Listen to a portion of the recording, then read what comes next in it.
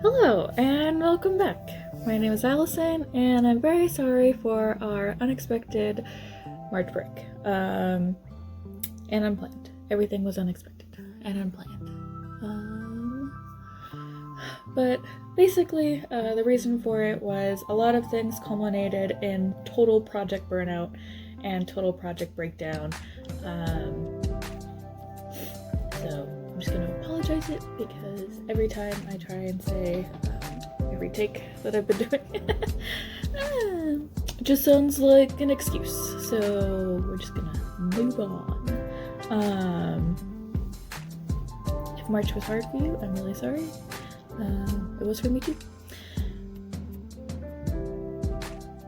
So to kind of ease back into it, I'm gonna do a small get ready with me and focused on one of my favorite childhood literary heroines, Anne of Green Gables, created by L.M. Montgomery.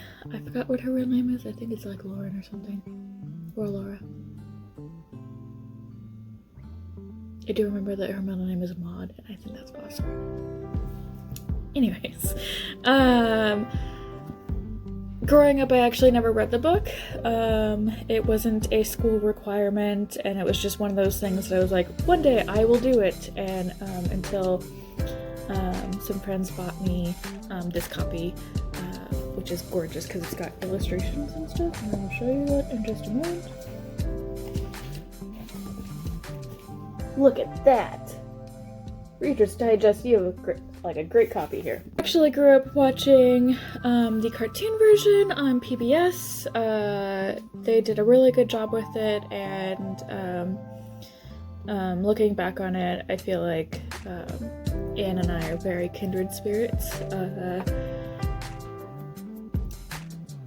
I've grown up with a giant scope of imagination.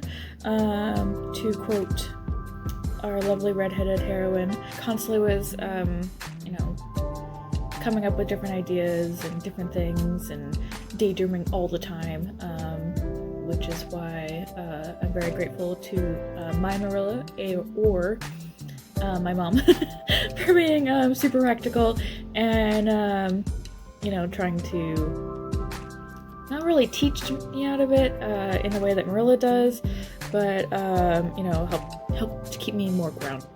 Anyways, so, let's get to it. If makeup tutorials are your jam, all products will be linked in the description. First off, I'm using my primer setting spray from Rimmel. I do really enjoy using it before I put on my foundation. Even though I don't really use it for the setting spray type part, because it's more of like a Edwardian does everyday makeup, thus making this kind of kill two birds with one stone video, because this is more or less what I do for normal, but missing some steps.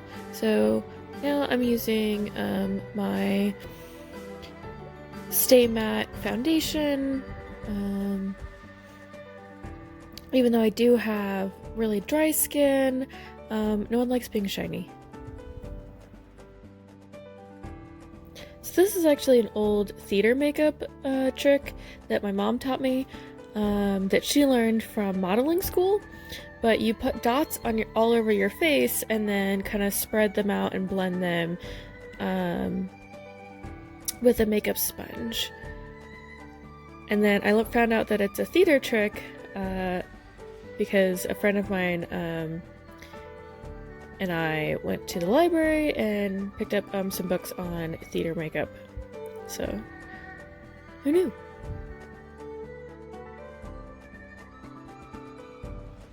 Now to put on some concealer. Here I'm using just some BB cream because I like the effect that it gives to my skin. Sometimes I will even actually swap these two steps of putting on concealer first and then putting on foundation. But I forgot that when I was filming, so.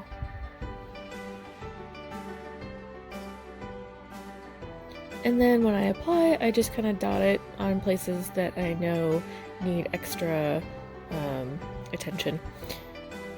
And then I blend it with a clean finger. I mean, you have 10 of them, so why not use them? I'm not really a fan of the whole blending tool thing. I don't know, it just isn't as effective for me.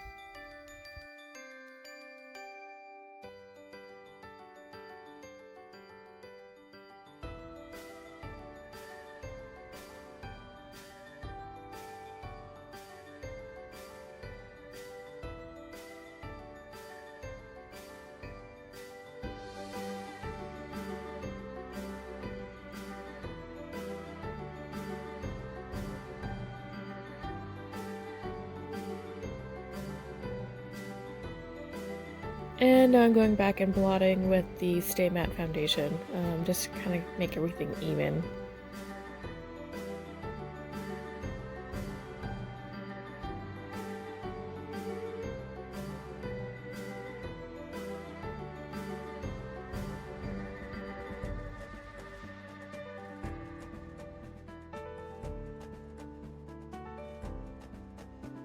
Before I move on to eyeshadow, I usually put on blush here.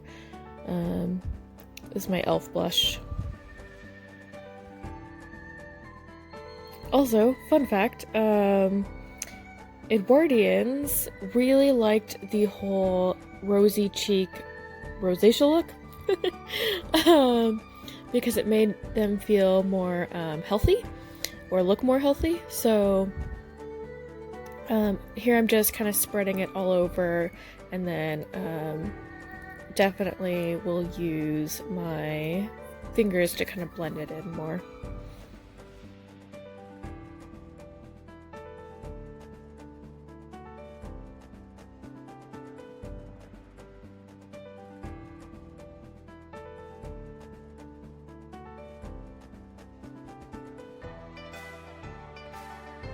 I really love that putting blush on your nose has become like a huge thing.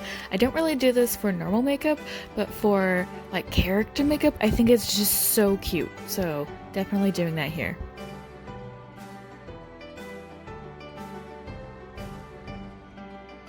And now for eyeshadow. This is a Wet n Wild color palette. I do really enjoy using all three colors, but since Anne is a small child, I really only need the top and bottom, but not the middle. Usually for my normal makeup, I'll combine all three. First things first is the brow. I really like using it as sort of a foundational look, so I will blend it all over my eyelid up to my brow bone.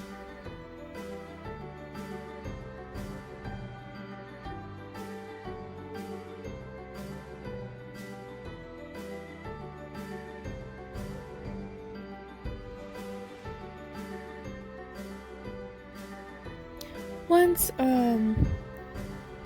the off-white color is done, then I go back with the pink just to kind of help give my eyes a little bit of a pop, since Edwardians and their makeup were more about getting back to nature and not really about like color correcting or doing funky stuff with your makeup. This is also why kids were in school and not in factories or in coal mines, because kids need to be kids and outside. Normally I would mix the pink with the brown on my eyelids, but since Anne is a 12-year-old girl for most of the book, definitely don't want to get too crazy with the eye makeup or make her look like an adult. Since my eyebrows have now been covered with foundation and they have never been the best eyebrows. They're always very patchy. I'm going back here and covering them with some pencil. I know some people really like to make their eyebrows super bushy with like a brow brush and stuff like that, but I find that pencil is very effective for me to kind of make them stand out and frame my face.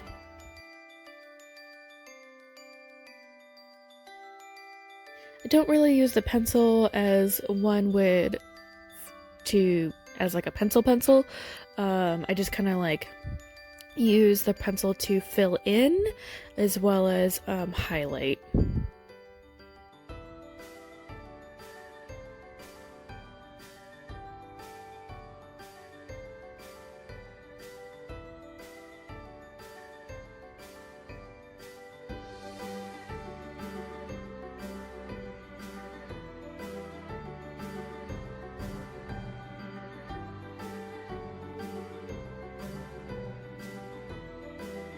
And then I use the same pencil to finally line my eyes.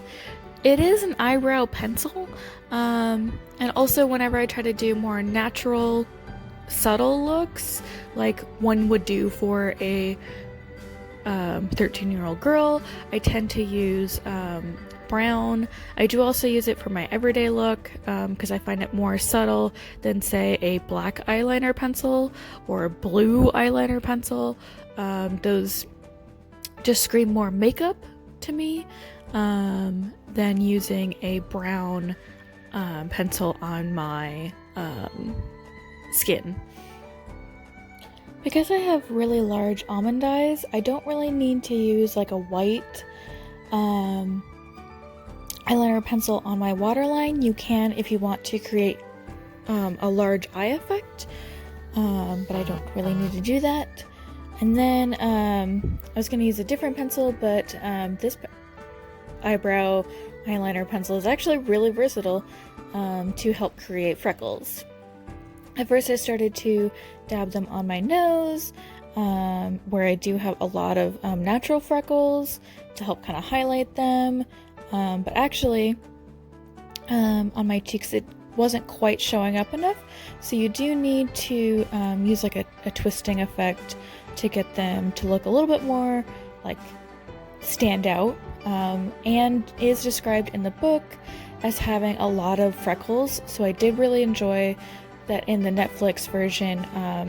She has freckles all over her face. Here I'm just doing my cheeks and my nose, and areas where I know I have natural freckles but that have been now kind of like covered over with the foundation. After this, I should have gone back and used some brown mascara to highlight my eyelashes and make them pop a little bit more, but to a more subtle effect than like black or blue mascara, but I forgot until after I'd already put on the wig. Also, definitely should not have used that shade of lipstick. So we're going to see later that I will be using a much different lip shade. Now it's time to put on the wig. This is the Eowyn in Warm Light Brown from Arda Wigs. I actually originally bought it for Anna from Frozen, but since they're both long, braided redheads, I figured it would work well since my hair isn't actually long enough at the moment. So right now I'm putting on the wig cap. This is kind of how you put on this type of wig cap.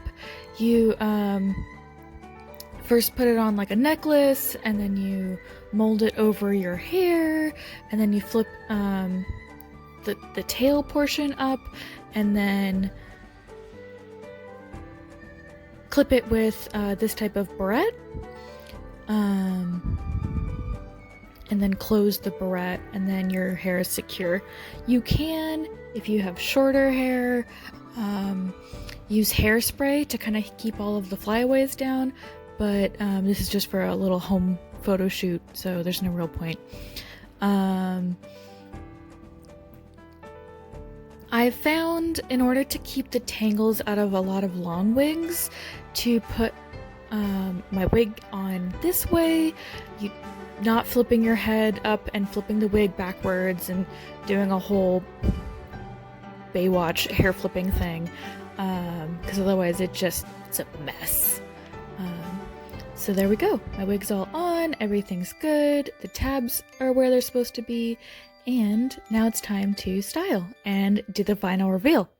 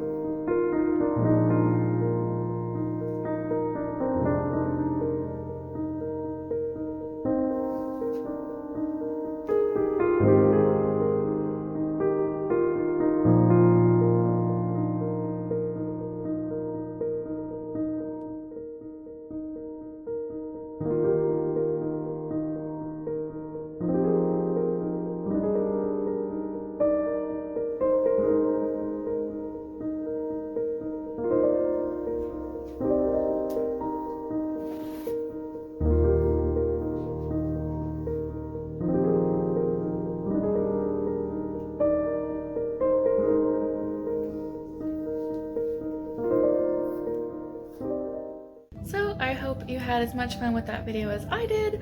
I'm really enjoying that 2021 is becoming very quickly the childhood dream cosplay year. Last year was definitely the year of Jester, and this year is becoming the year of dream cosplays. I'm very much looking forward to my birthday one. And some others that are going to be happening. So if you enjoyed your time here today, please like, comment, and subscribe to my videos and help hit the bell feature.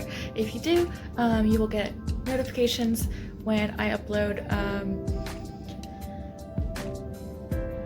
every time I upload. Hope you're having a good April so far, and that you stay safe out there, and get vaccinated if you can. I've already gotten the first dose, and I'm very much looking forward to the relief that the second dose of the Moderna vaccine will afford me, and I'll see you next time. Bye!